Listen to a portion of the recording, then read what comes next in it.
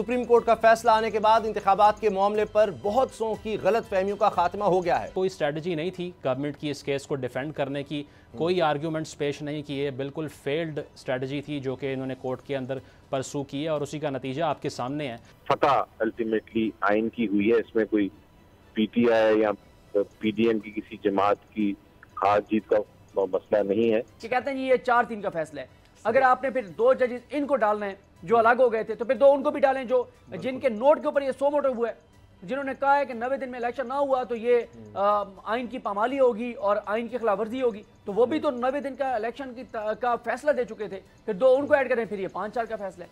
तहलील की गई असम्बली में इंतखाबात का इनेकाद आइन में दिए गए वक्त के अंदर कराना आइनी तकाजा है। जुडिशल कॉम्प्लेक्स में जिस तरह से हमने देखा लोग बहुत ज्यादा थे तो उस पर भी अब मुकदमा बन गया 2800 अफराद के खिलाफ। जो केसेस बनाए गए हैं वो तो अब एक तरह की हुकूमत की आदत हो गई है, अब हर चीज आप छींक भी मारेंगे तो वो केसेस बना देते हैं। हमें पता चलता है जी बोल न्यूज़ को बंद किया जा रहा है, कहीं को केसेस वो सालों पुराने केसेस वो दोबारा शुरू होते हुए नजर आते हैं जिनके फैसले हो चुके। तो सिद्दीक जान, ये एक कीमत है जो अदा करनी पड़ती है आपको आइन के साथ या इदारों के साथ खड़ा होने की। लड़ाई शुरू हुई कि एक प्रेस कॉन्फ्रेंस हमने नहीं चलाई और फिर जो आजकल स्टोरीज आती हैं कि फलां जज के खिलाफ ये कर दो, फलां के खिलाफ ये कर दो, वो चीज़ें हम नहीं कर रहे, तो बिल्कुल आपने दुरुस्त कहा, फिर कीमत तो है जो अदा करनी पड़ेगी और हम कर रहे हैं। सब्सक्राइब करें और बेल दबाएं ताकि कोई खबर रह न जाए।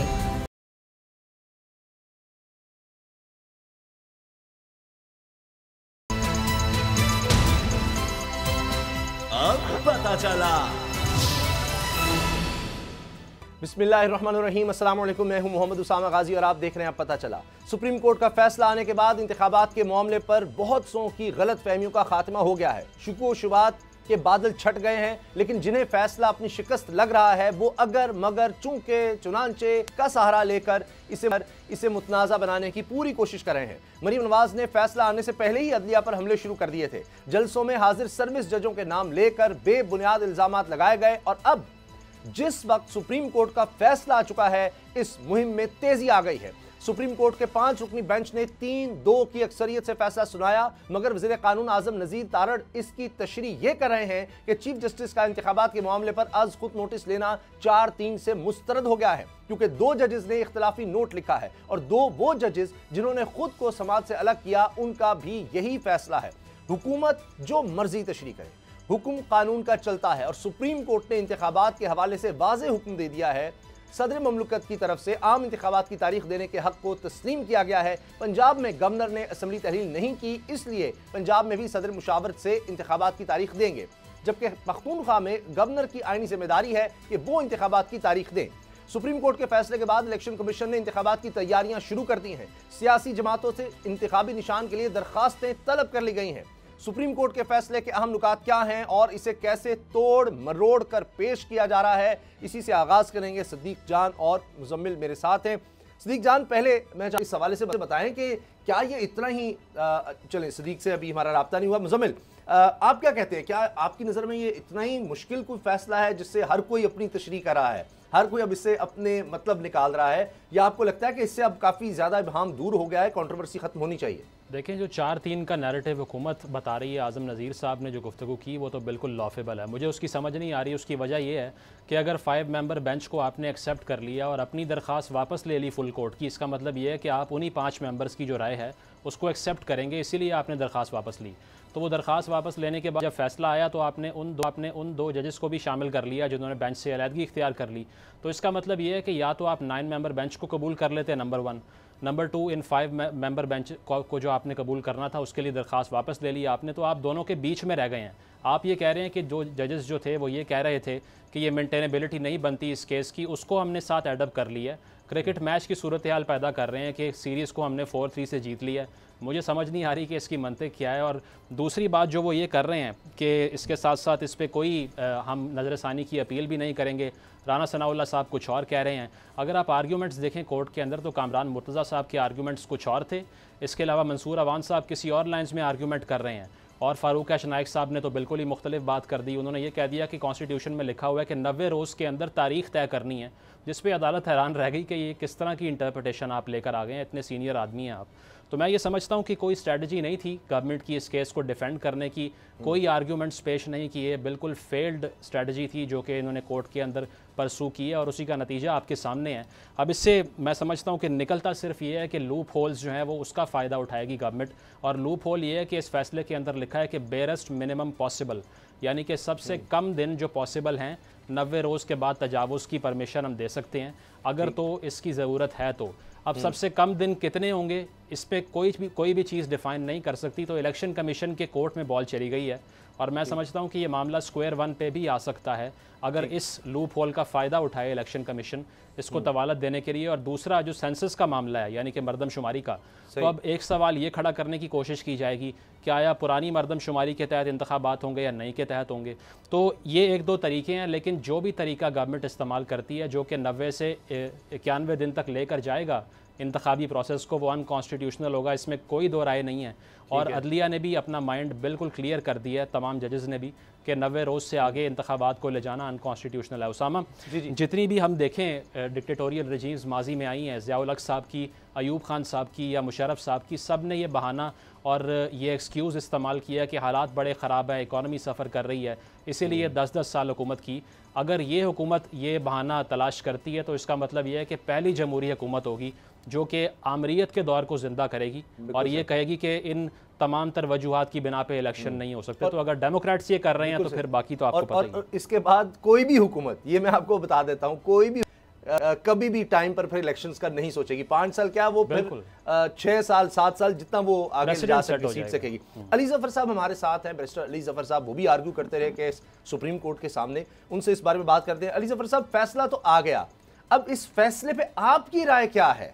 क्या आप समझते हैं कि इसमें बड़ी शफाफियत है कि बता दिया गया है सदर ने पंजाब में इलेक्शंस की डेट अनाउंस करनी है मुशावरत के साथ और खैबर पख्तूनख्वा में गवर्नर का है, तो ये बड़ा वाज़े है या आप समझते हैं कि कुछ लूप होल्स हैं इसमें?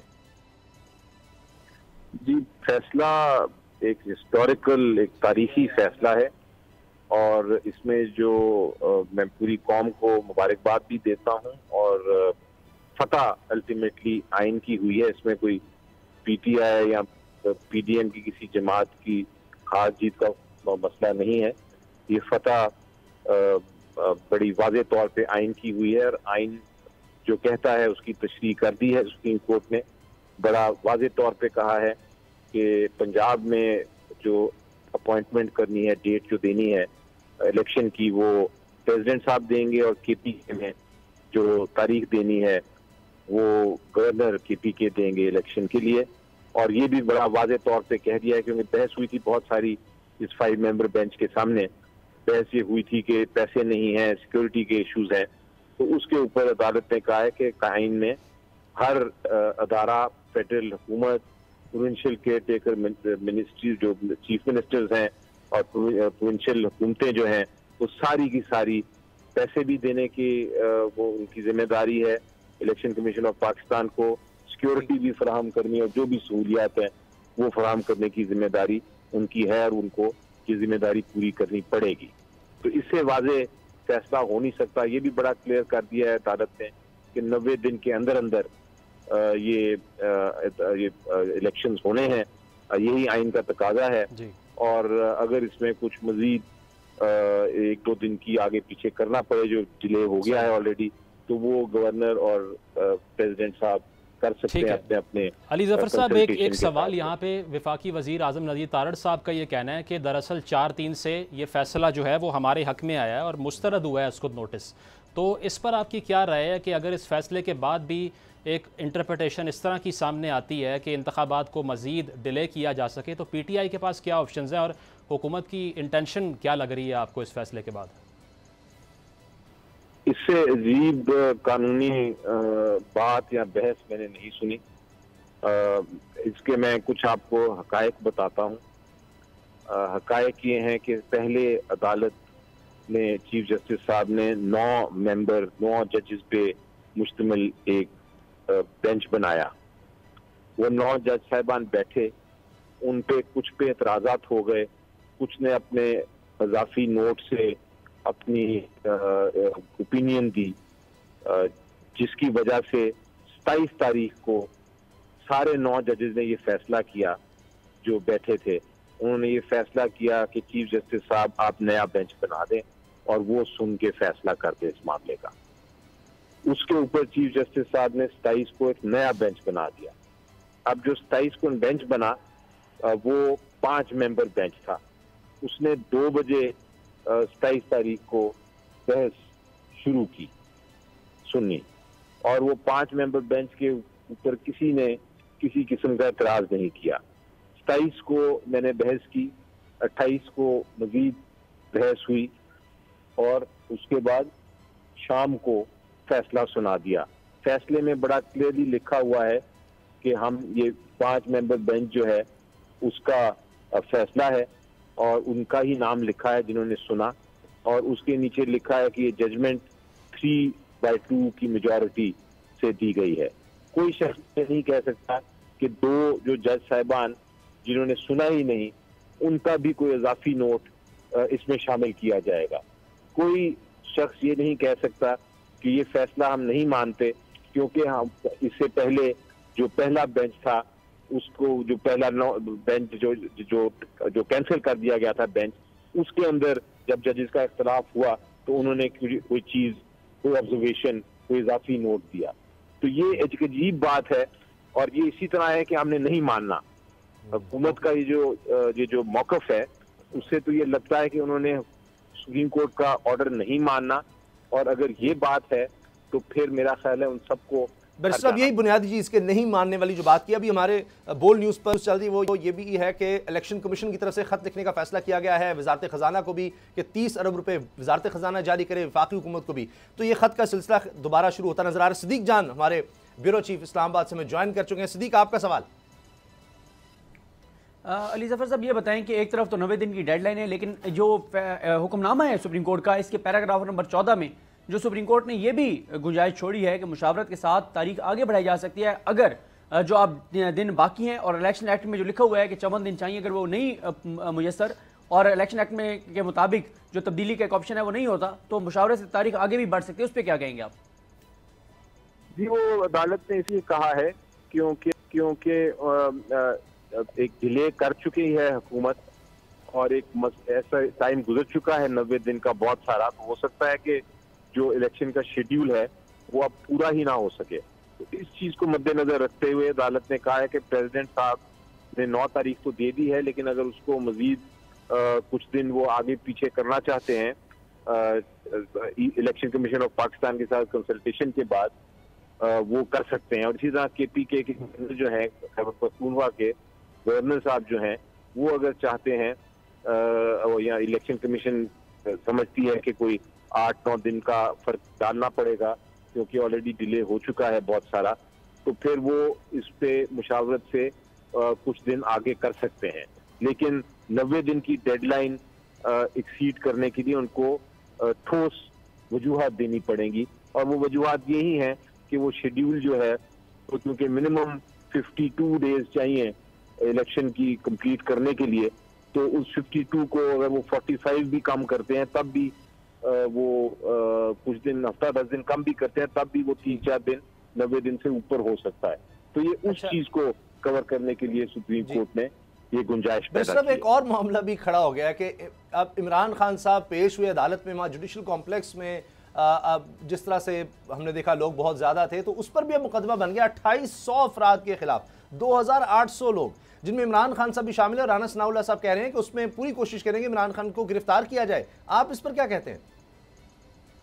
देखिए, जहाँ तक ये जो एक मूवमेंट थी जेल भरो की, वो खत्म की गई है। वो मैंने कल ही कह दिया था कि अगर हमारे हक में ये फैसला आ जाता है, इसी फैसले के लिए, यानी इस आइन की बालादस्ती के लिए ये जो इलेक्शन नहीं करा रहे थे उसको उसकी वायलेशन को खत्म करने के लिए हमने ये एक मूवमेंट चलाई थी।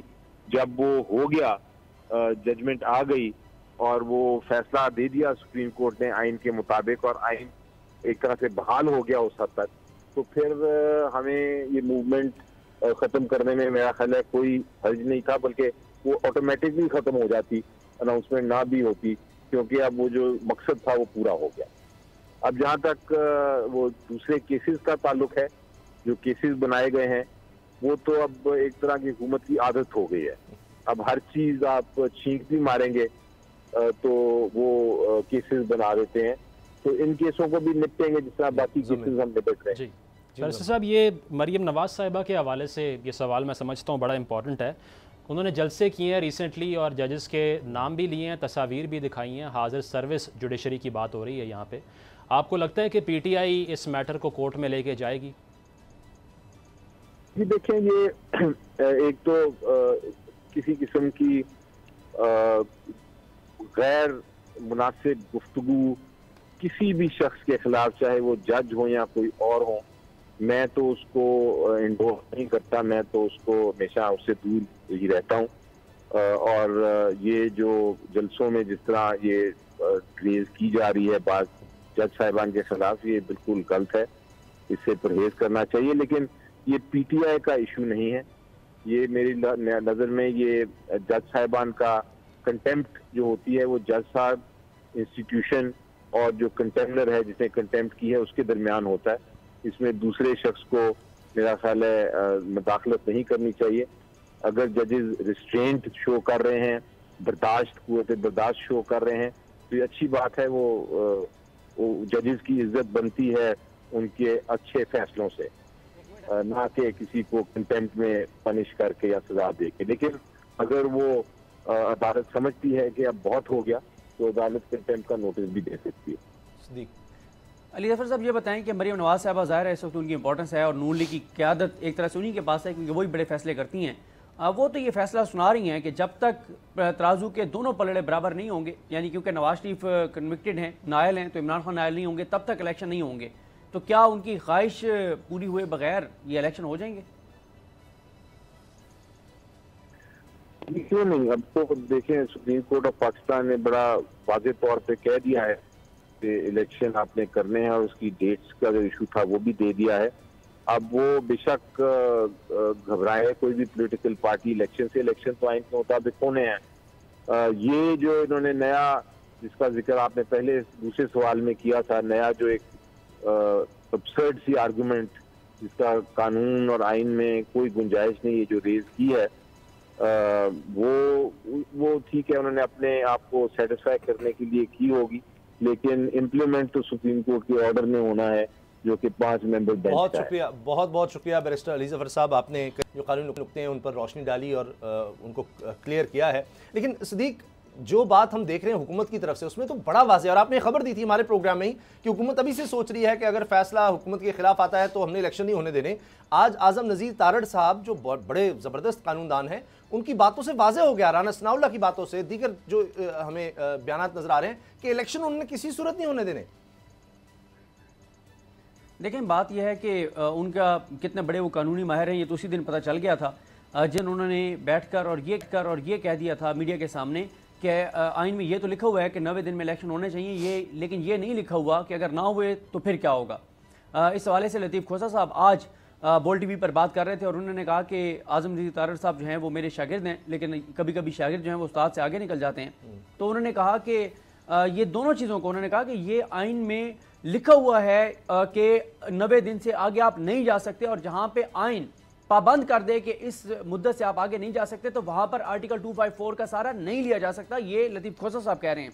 और साथ ही लतीफ़ खोसा साहब ने आज जो बेंच के हवाले से आगे चल के बात भी करेंगे, क्योंकि मैंने आपको तहरीरी जो सुप्रीम कोर्ट का ऑर्डर आया है उसके कुछ नुकात भी बताने हैं। लेकिन ये मैं आपको अभी दोबारा बता दूँ, हुकूमत फिर प्लानिंग कर रही है कि हमने सुप्रीम कोर्ट का फैसला नहीं मानना, इसके राह में रुकावट डालने के लिए हमने क्या करना है। और यहाँ तक फैसला हो चुका है कि जंग तो फिर जंग, लड़ाई तो फिर लड़ाई, इसमें जमहूरियत जो है वो कहीं चली जाए, इसमें कोई टेक ओवर हो जाए, कोई इमरजेंसी लग जाए, मुल्क की जो मुल्क को कीमत अदा करनी पड़ी, कोई मसला नहीं है। लेकिन हम अपनी सियासत बचाने के लिए रियासत को हर सूरत में कुर्बान करेंगे। नून लीग ये फैसला कर चुकी है, क्योंकि इलेक्शन में ये किसी सूरत नहीं जाना चाहते। ये चाहते हैं कि इतने हालात ख़राब कर दें कि कोई गैर आइनी इकदाम हो जाए और ये सियासी शहीद बन जाए। और ये पहला गैर आइनी ऐसा इकदाम होगा जिसका सबसे ज़्यादा फ़ायदा जो है वो नून लीग को होगा, क्योंकि इसमें इनको नज़र आ रहा है कि ना ये हुकूमत में रहना चाहते हैं, ना ये इलेक्शन में जाना चाहते हैं। ये चाहते हैं कि गैर आइनी इकदाम हो और वो एक कम अज़ कम 1-1.5 साल तो चले, ताकि वो सारा जो पिछले 10-11 माह की जो चीज़ें हैं वो लोगों को भूल जाएं और इस दौरान ज़ाहिर है ये चाहते हैं, जो मरीम नवाज साहबा कह रही हैं कि इमरान खान को डिस्क्वालीफाई किया जाए, वो डिस्क्वालीफाई हो जाएंगे और फिर इलेक्शन वो कहते हैं करवा लें। तो नून लीग तो बड़ी वाज़ेह है, हुकूमत बड़ी वाज़ेह है कि हमने इलेक्शन में नहीं जाना। अब आज जो इन्होंने तशरीह की है, इससे आप अंदाजा लगा लेना कि कितने बड़े ये आईनी और कानूनी माहिर हैं कि कहते हैं जी ये 4-3 का फैसला है। अगर आपने फिर 2 जजेस इनको डालना है जो अलग हो गए थे, तो फिर 2 उनको भी डालें जो जिनके नोट के ऊपर ये सो मोटिव हुआ है, जिन्होंने कहा है कि 90 दिन में इलेक्शन ना हुआ तो ये आइन की पामाली होगी और आइन की खिलाफ वर्जी होगी। तो वो भी तो 90 दिन का इलेक्शन का फैसला दे चुके थे, फिर 2 उनको ऐड करें, फिर ये 5 साल का फैसला है। तो एक अजीब सी सूरत हाल है, लेकिन हुकूमत तय कर चुकी है कि तसादुम की तरफ जाएगी, अनारकी की तरफ जाएगी, फसाद की तरफ जाएगी और मुल्क के हालात खराब करने की तरफ जाएगी। चूंकि ब्रेक का वक्त हो गया, ब्रेक के बाद हम ये बात क्या हुकूमत इसमें कामयाब हो सकेगी, ये तो हमें नजर आ रहा है कि हुकूमत ये फैसला कर चुकी है कि हमने किसी सूरत इलेक्शन नहीं होने देने। हुकूमत का ये भी फैसला था कि हम असम्बली नहीं तहलील होने देंगे, वो सब हमने देखा है पिछले 10 महीने से हुकूमत के प्लान्स तो बहुत से थे। इस पर हम ब्रेक के बाद बात करेंगे। और ये कि अगर खैबर पख्तूनख्वा और पंजाब में इलेक्शन हो गए तो फिर PDM का क्या बनेगा, ब्रेक के बाद। अब पता चला। ब्रेक से पहले जिस तरह बात हो रही थी कि हुकूमत किसी सूरत नहीं चाहती कि इलेक्शन हो सके 90 दिन के अंदर, तो क्या इससे बहुत आगे भी नहीं होने चाहिए। लेकिन मुजम्मिल, क्या हुकूमत इसमें कामयाब हो सकेगी? हमें भी पता है कि अगर खैबर पख्तूनख्वा और पंजाब में इलेक्शन हो जाते हैं तो जाहिर है कि बड़ी मुश्किल में होगी PDM की हुकूमत। लेकिन PDM में कुछ और जमातें भी हैं, पीपल्स पार्टी है, दीगर जमातें जो फ़ख्र करते हैं जी 1973 का आइन देने वाले हम थे, हम वो लोग थे। उस वक्त तो शायद नून लीग का वजूद भी नहीं था। तो आज वो क्या करेंगे, किस तरफ जाएंगे इस सारे मामले में? देखिए, पीपल्स पार्टी का जो आपने कहा है, फ़ारूक एच नाइक साहब ने कल जो आर्ग्यू किया है केस को, बड़ी डिसअपॉइंटमेंट उससे ये हुई कि आप कॉन्स्टिट्यूशन लिखने वाली पार्टी हैं और आपके जो रिप्रेजेंटेटिव हैं वो ये कह रहे हैं कि आइन में ये लिखा ही नहीं हुआ कि 90 रोज़ में इंतखाबात होने हैं। पहली बात तो ये। दूसरा ये कि पंजाब के में अगर इलेक्शन होता है और तहरीक इंसाफ उसमें डोमिनेट कर जाती है, तो नून लीग को या PDM को ये मालूम है कि नेशनल असम्बली में भी डोमिनेशन फिर हमारी नहीं हो सकती, क्योंकि अगर 2 बड़ी असम्बली सेटल हो चुकी हैं तो उसके बाद हवा उसी रुख पे चलेगी। तो इसमें यह है कि कानूनी तौर पे तो डिफेक्टो पोजीशन में या डिजोरे पोजीशन में कोई भी गुंजाइश नहीं है गवर्नमेंट के पास कि 90 रोज़ से इसको आगे ले जाए। लेकिन हो सकता है हम ये ख़बर सुने जल्द कि फ़ाइनेंस मिनिस्ट्री कह रही है कि हमारे पास फ़ंड्स नहीं हैं, या कोई इकनॉमिक इमरजेंसी की बात शुरू हो जाए, ये कहा जाए कि पाकिस्तान की जो रियासत है इसके पास इतने फ़ंड्स नहीं है कि इलेक्शन की एक्टिविटी को अभी फैसिलिटेट कर सकें। तो कामयाबी कितनी होती है या कितनी नहीं, इसका फ़ैसला तो सिस्टम ने करना है। पाकिस्तान में तारीख इस अभी आज प्रेजेंट को देखते हुए आपकी सोच तज्जिया क्या है? मैं ये समझता हूँ कि गवर्नमेंट का कोई मूड नहीं है इंतखाबात करवाने का। कैटेगोरिकली वो इस बात को असर्ट कर चुके हैं और वो इसमें कोई भी लूप होल जो है उसका फ़ायदा उठाने से गुरेज नहीं करेंगे, कोशिश करेंगे, हो सकेंगे, कामयाब हो सकेंगे। मैं नहीं समझता कि अगर कामयाब होता है बहुत बुरी मिसाल सेट हो जाएगी, एक ऐसा प्रेसिडेंट सेट होगा कि कोई भी हुकूमत आएगी तो वो 5 साल से आगे जाने की कोशिश करना शुरू कर देगी। मुझे इसमें ये लगता है सदीक जान कि जिस तरह हमने पिछले 10 महीने देखे हैं, अगर उसी का हम अहाता कर लें तो मुझे तो यही लगता है कि जिस तरह ये कोशिश करते थे असम्बलियाँ तहलील ना हो, इन्होंने कोशिश की इमरान खान को हर सूरत हमने गिरफ्तार नाअहल करना है, सब कोशिश, तो वो हमें एक ताकतवर एक या बंद खबरों के फैसले नज़र ज़रूर आते हैं, कोशिश ज़रूर नज़र आती है, लेकिन कहीं जाकर बिल्कुल आखिर पॉइंट पर वो नाकाम हो जाती है। इसी तरह देख लें जजेस के हवाले से, देख लें जो कुछ हो रहा है, तो इस पर अगर आप बात करना ज़रूर कीजिएगा। लेकिन वो जो आपने ब्रेक से पहले बात की थी कि वो सारे नुकात जजमेंट के, अगर उसको देखा जाए तो शायद चीज़ें बड़ी वाज़ेह हो जाएं देखने वालों के लिए कि ये जो मैनिपुलेट या प्रोपेगेंडा करने की कोशिश हो रही है ये सिर्फ 2 नंबरी है। देखिए, मैं बिल्कुल ये जो जजेस के ऊपर ये कुछ कर रहे हैं वो बोल मुसलसल इसके ऊपर जो है वो बात कर रहा है और जुडिशरी के साथ खड़ा है। आज भी आपने देखा कि ट्विटर पे जो है वो टॉप ट्रेंड रहा, हम क्योंकि मुसलसल ये चीज़ें बता रहे थे कि किस तरह से ये सारी चीज़ें हो रही हैं, उस पर भी हम बात करेंगे। लेकिन ये जो ऑपरेटिव पार्ट है इस ऑर्डर का वो मैं अपने नाजरीन के सामने रख देता हूँ ताकि इससे आपको अंदाज़ा हो जाएगा कि इलेक्शन कमीशन को भी पाबंद कर दिया गया है, इलेक्शन कमीशन के लिए भी राय फरार नहीं रहा, और इसका जो पैराग्राफ है ना 15, ये हुकूमत को भी पाबंद जो है इसमें कर दिया गया। ये बहुत इंपॉर्टेंट है, इसलिए मुझे बस थोड़ा सा टाइम आपका चाहिए होगा। जी। इसमें पैराग्राफ नंबर 10 में अदालत ने लिखा है कि आइन के आर्टिकल 105(3)(a) की रोशनी में ऐसी सूरत हाल जहाँ गवर्नर असम्बली तहलील करे वहाँ आम इंतखाबात की तारीख का तयन गवर्नर करेगा। इसके बी में लिखा है अदालत ने कि ऐसी सूरत हाल जहाँ गवर्नर के हुक्म से असम्बली तहलील ना हुई हो वहाँ पर इलेक्शन एक्ट 2017 की 57(1) की रोशनी में सदर पाकिस्तान जो है वो आम इंतखाबात की तारीख देने के मजाज होंगे। और ये जो 2 असम्बलियों के इंतखाबात हैं पंजाब और KP के, ये आम इंतखाबात हैं क्योंकि ये 5 साल के लिए हैं। पैराग्राफ नंबर 11 में अदालत ने लिखा है कि तहलील की गई असम्बली में इंतखाबात का इनेकाद आइन में दिए गए वक्त के अंदर कराना आइनी तकाजा है। सदर या गवर्नर को कम से कम मुमकिन मुद्दत के अंदर बगैर किसी ताखीर के इंतखाबात के इनेकाद के लिए तारीख के तयन की आईनी जिम्मेदारी ज़रूर पूरी करनी होती है। उसके बाद कहा गया कि इलेक्शन कमीशन को आम इंतखाबात के हवाले से मुशावरत के लिए हर वक्त हर सूरत में सदर और गवर्नर के लिए तैयार रहना चाहिए। यानी वो जो बहाने पहले बनाए गए थे, अब इलेक्शन कमीशन वो बहाने नहीं बना सकेगा। पैराग्राफ नंबर 12 में लिखा है अदालत ने कि पंजाब असम्बली की तहलील के हवाले से मौजूदा सूरत हाल में सदर पाकिस्तान ने आम इंतखाबात के लिए जो तारीख मुतय्यन की है उस पर ज़रूर अमल किया जाना चाहिए। ताहम जहाँ तक खैबर पख्तूनख्वा की असम्बली का तल्लुक की तहलील का तल्लुक है, उसके लिए तारीख के तयन की जिम्मेदारी गवर्नर की है। फिर उसके बाद अदालत ने पैराग्राफ नंबर 13 में लिखा है, इन तीन मोअज़्ज़िज़ जजेस ने इन्होंने उमरता बंदयाल साहब ने, मुनीब अख्तर साहब ने और मोहम्मद अली मदर साहब, जो अक्सरियती फैसला है सुप्रीम कोर्ट का फैसला, उसमें उन्होंने लिखा है कि सदर की तरफ से 20 फरवरी 2023 को जारी किया गया हुक्म आईनी तौर पर ठीक है। सदर ने पंजाब असम्बली के बारे में जो तारीख दी है वो दुरुस्त है, लेकिन KPK के हवाले से जो हुक्म दिया गया है वो दुरुस्त नहीं है। इसलिए KPK के हवाले से सदारती हुक्म को कलअदम करार दिया जाता है और गवर्नर KPK ने अभी तक सूबाई असम्बली के आम इंतखाबात की तारीख नहीं दी, जो कि उनकी आईनी जिम्मेदारी है, जिसको वो पूरा नहीं कर रहे और आईनी जिम्मेदारी की खिलाफवर्जी कर रहे हैं। पैराग्राफ नंबर 14 में अदालत ने यह कहा है कि आम सूरत हाल में पंजाब असम्बली के जनरल इलेक्शन सदर की तरफ से ये पैराग्राफ सबसे इंपॉर्टेंट है। इसमें अदालत ने कहा है कि आम सूरत हाल में पंजाब असम्बली के जनरल इलेक्शन सदर की तरफ से 20 फरवरी 2023 को दी गई तारीख यानी 9 अप्रैल 2023 को होना है। ताहम हमें आगाह किया गया है कि इमरजेंसी की सूरत में आइन में दी गई 90 रोज़ की डेडलाइन के मुताबिक आम इंतखाबात कराना मुमकिन नहीं है। ये मामला मुमकिन तौर पर कानून की मिसअंडरस्टैंडिंग का है। इलेक्शन कमीशन इलेक्शन एक्ट 2017 की 57A के तहत मुशावरत के लिए अपनी दस्तयाबी यकीनी नहीं बना सका। इसलिए इलेक्शन कमीशन को हदायत की जाती है कि वो इलेक्शन एक्ट 2017 की 57 और 58 को मद्देनजर रखते हुए सदर की तरफ से दी गई तारीख पर अमल करे। लेकिन अगर ऐसा करना मुमकिन नहीं तो फिर इलेक्शन कमीशन इस डेडलाइन के करीब तरीन की कोई तारीख इंतखाबात के इनेकाद के लिए मुकर्रर कर सकता है। सदर पाकिस्तान इलेक्शन कमीशन से मुशावरत के बाद पंजाब असम्बली के इंतखाबात की तारीख का ऐलान करेंगे। अब आ जाएँ मेन जो असल जो 15 है जिसमें हुकूमत के लिए है, और साथ ही जो गवर्नर है उनको इसी पैराग्राफ में ये कह दिया गया है कि वो फ़ौरन जो है वो इलेक्शन की तारीख दें। अब आ जाए paragraph number 15, second last paragraph.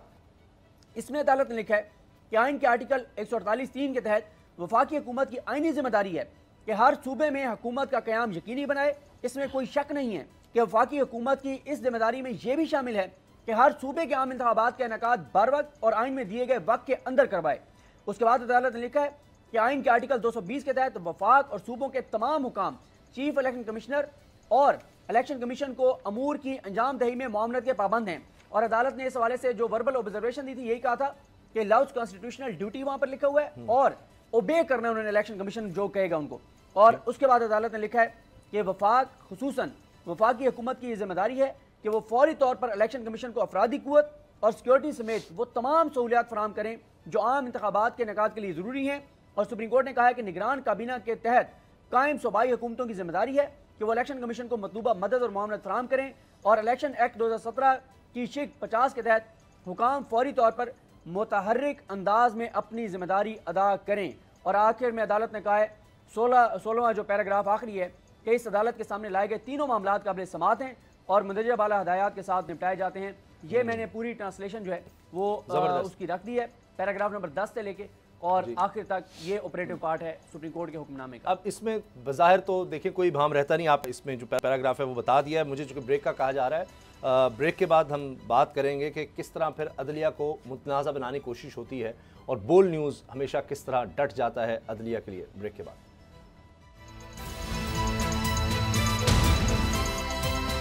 अब पता चला।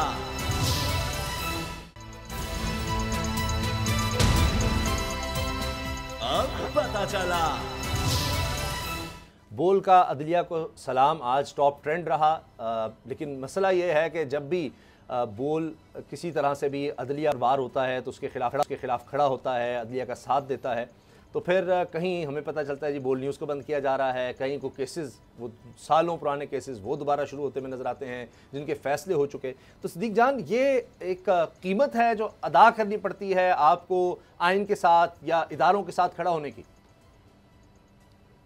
देखिए इस वक्त मसला यह है ना कि आइन की अपनी अपनी तशरीह है और इस वक्त आइन की तशरीह जो फ़ारूक इनायत साहब और PDM कर रहे हैं, PMLN कर रही है, हुकूमत कर रही है, या जितने भी इनके सपोर्ट में जो लोग खड़े हैं, वो आइन की तशरीह है कि इलेक्शन नहीं हो सकते।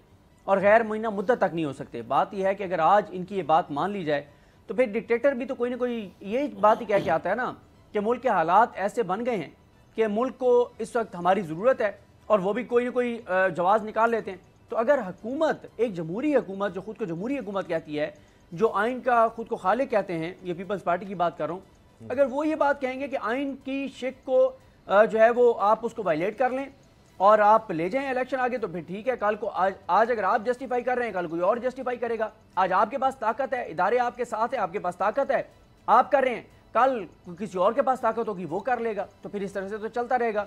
आज आप अदलिया का फैसला नहीं मान रहे, और किस बुनियाद पर? इस बुनियाद पर कि ताकतवर इदारे आपके साथ खड़े हैं और आप अदलिया को कह रहे हैं कि हम आपको फैसला नहीं मानते। तो बात यह है कि फिर इमरान खान कल को 10, 15, 20 हज़ार बंदे ला के बिठा देते हैं अदालत के बाहर, फिर क्या उनके हक में फैसला हो जाएगा? तो ये बड़ी नामुनासिब चीज़ है। और फिर जिस तरह आपने बोल की बात की, जिस तरह 60-70% एरियाज़ में बोल को बंद करवा दिया गया, और यही लड़ाई शुरू हुई कि एक प्रेस कॉन्फ्रेंस हमने नहीं चलाई और ना हमने चलानी थी। उससे कि ये प्रेस कॉन्फ्रेंस चलानी है 2 जजेस के खिलाफ, वो हमने नहीं चलाई। और फिर जो आजकल स्टोरीज आती हैं कि फ़लाँ जज के खिलाफ ये कर दो, फ़लाँ के खिलाफ ये कर दो, वो चीज़ें हम नहीं कर रहे। तो बिल्कुल आपने दुरुस्त कहा, फिर कीमत तो है जो अदा करनी पड़ेगी, और हम कर रहे हैं। अच्छा मुज़म्मिल, ये मुश्किल होता है कि अब जिस तरह हम देखते हैं एक तशरीह करना आइन की वो अदालत का काम है, लेकिन फैसला आ जाता है उसके बाद अब कोई हर कोई कहता है जो मेरी तशरीह है उसको चलाया जाए, उसको बढ़ाया जाए। अगर आप नहीं करते तो फिर आपके लिए मुश्किलात हो जाती है। देखिए, बहुत ही अफसोसनाक बात है इस पोलराइजेशन के दौर के अंदर, अगर आप मीडिया हाउसेस को भी टारगेट करेंगे इस बेसिस पे कि अगर वो आपके माउथ पीस नहीं बन रहे, तो फिर इससे बुरा कुछ नहीं हो सकता फ्रीडम ऑफ स्पीच के लिए। जहाँ तक अदलिया का ताल्लुक है, तो जो कैंपेन जिस तरह बोल न्यूज़ की कैंपेन है, आपने भी बात की, तो वो बहुत ज़रूरी इसलिए कि डेमोक्रेसी किसी एक फ़र्द या एक पार्टी का नाम नहीं होता, एक इंस्टीट्यूशनल फंक्शनैलिटी का नाम होता है। जब तमाम इदारे फंक्शन करते हैं तभी जमहूरियत चलती है। वो किसी एक इमरान खान साहब या नवाज़ शरीफ साहब, जरदारी साहब या कोई भी हो, शख्सियत के गिर्द नहीं घूमती, वो इदारों के गिर्द घूमती है। तो अगर इंस्टीट्यूशंस ही अंडरमाइन हो जाएंगे और उनकी तकरीम बाकी नहीं रहेगी तो डेमोक्रेसी नहीं चल सकती। मैं समझता हूँ कि इस दौर के अंदर पाकिस्तान में इंस्टीट्यूशनल डेमोक्रेसी ज़रूरी है, ना कि पर्सनैलिटी बेस्ड डेमोक्रेसी। और उसमें करना ये पड़ेगा कि आप इन इदारों के जो फ़ैसले हैं, इनकी इंटरप्रिटेशन को उन इदारों के ऊपर छोड़ें। आप अगर फ़ैसले के भी 2-4 मायने निकाल कर ले आएंगे तो उससे सिर्फ केओस निकलेगा। जिस तरह से आज हमने देखा है कि PDM 4-3 का फ़ैसला अनाउंस कर रही है और 3-2 का फ़ैसला कहीं और से अनाउंस किया जा रहा है। तो इसमें इतनी एम्बिग्विटी और कन्फ्यूजन ना क्रिएट की जाए कि जहाँ पर पोलराइजेशन नहीं है अदलिया के अंदर, आप उसको भी ज़बरदस्ती पोलराइज़ करने की कोशिश कर रहे हैं। तो जिन इलाकों में भी ट्रांसमिशंस बंद हो रही हैं, जहाँ पे नशरियात बंद हो रही हैं, चाहे वो किसी भी सहाफ़ती इदारे की हों, मैं समझता हूँ कि बहुत ही जो है वो डिसअपॉइंटिंग फैक्ट है और इसकी बिल्कुल हमें जो है वो कंडेमनेशन करनी चाहिए। कल हमने साकिब बशीर साहब और दीगर सीनियर साहबियों के साथ जो हमने देखा इस्लामाबाद हाई कोर्ट के हाथे में हुआ, उसको भी बड़ा कंडेम किया था और हुकूमत को भी उस पर घुटने टेकने पड़े। ट्रांसलेशन का इंक्वायरी करेंगे। लेकिन सिद्दीक जान, अगर हम बात करें बोल न्यूज़ की, हमने देखा पहले एंकर्स गिरफ्तार हो रहे हैं, कहा जा रहा है जी फ़लाँ को ऑफ एयर कर दो। हमने देखा अरशद शरीफ शहीद हुए, उन्होंने बोल न्यूज़ ज्वाइन किया था, इमरान रियाज, दीगर मिसालें हैं। लेकिन जब यहाँ बात नहीं बनी तो फिर जो को चेयरमैन हैं शुएब शेख साहब, उनके पुराने केसेस 420 के जिनमें ज़मानतें हो गई, सारा कुछ हो जाता है, वो ज़मानत भी नहीं मिलती। यानी एक अजीबो गरीब आप देखते हैं कि कोई ऐसे लगता है कि ढूंढा जाता है, पुराना कोई है केस पड़ा हुआ, उसको लाया जाए, उसको दोबारा को जिंदा करने की कोशिश की जाती है। ये तो इसके कभी पाकिस्तान की तारीख में मिसाल नहीं मिलती कि अपील भी जनाब वो 120 दिन बाद जनाब उस केस की अपील हो रही है, सालों गुजर गए, वो केस दोबारा जिंदा किया जा रहा हो। देखें, इसमें इंटरेस्टिंग तो ये था कि सुप्रीम कोर्ट का फैसला है कि एक ही मामले पर 2 FIRs नहीं हो सकती। यहाँ पे 2 FIRs हुई, पहली कराची में हुई, एक हफ्ते बाद फिर इस्लामाबाद में हुई, और फिर इसमें दफात भी सेम है, एक्यूज भी सेम है, इल्ज़ामात भी सेम है, सब कुछ सेम है, बस नाम चेंज कर दिया। उधर कराची लिखा हुआ था, इधर इस्लामाबाद लिख दिया। फिर उसके बाद जब मामला जाता है हाई कोर्ट में, वहाँ पे 9 जजेस कहते हैं नॉट बिफोर मी, फिर एक बेंच बनता है, वो कहता है कि जनाब कोई चीज़ साबित नहीं हुई, लेकिन कुछ देर बाद वो बेंच आकर कहता है कि जनाब नॉट बिफोर मी, वो भी यही कह देते हैं। फिर उसके साथ हम ये देखते हैं कि जो मुद्दई है, जो IO है, वो अब लिख के दे रहे हैं अदालत को कि कोई इल्ज़ाम साबित नहीं हुआ, कोई सबूत नहीं है, कोई फैक्ट्री सामने नहीं आया, कोई मुतासरा फरीक सामने नहीं आया, कोई ऐसी चीज़ सामने नहीं आई, फिर भी चीज़ें चली जा रही हैं। फिर बरीयत की दरख्वास्त दी, बरीयत की दरख्वास्त जो है वो जिस तरह से मुस्तरद की गई, वो भी एक अजीब ही वाक़या। हालांकि सुप्रीम कोर्ट का फैसला है कि फैसला सुनाने लगे एक जज और उससे पहले आ जाए बरीयत की दरख्वास्त, तो वो पहले बरीयत की दरख्वास्त जो है 265 के उसके ऊपर फैसला करेगा। फिर इसी तरह से इस्लामाबाद की एक अदालत बरी करती है, तो उसको जो है वो चैलेंज नहीं किया जाता, और उसको चैलेंज फिर किया जाता है 102 रोज़ बाद, 30 दिन का टाइम है, 102 रोज़ बाद चैलेंज किया जाता है, वो समाअत उसकी होती है, मामला रिमांड बैक किया जाता है।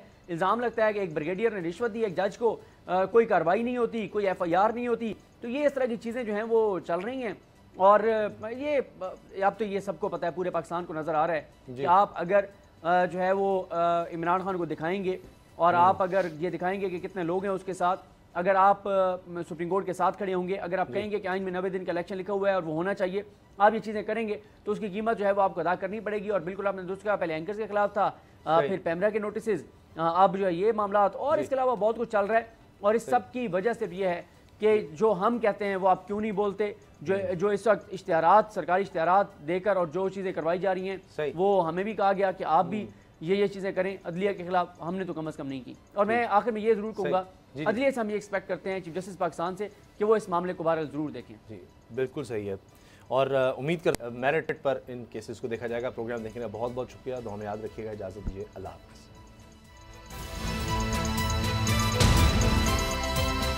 अब पता चला। अगर आपको ये वीडियो पसंद आई तो सब्सक्राइब करें और बेल पर क्लिक करें। इम्पोर्टेड हुकूमत और उनकी हवारियों की अदलिया के खिलाफ हर्जा सराई, मरियम नवाज की अदलिया और फाजिल जज साहिबान पर शदीद तनकीद। इस घिनौनी साजिश को बेनकाब करने पर बोल को एक दफा फिर नशरियात की बंदिश का सामना करना पड़ रहा है। बोल अदलिया की इज्जत के लिए खड़ा है और खड़ा रहेगा।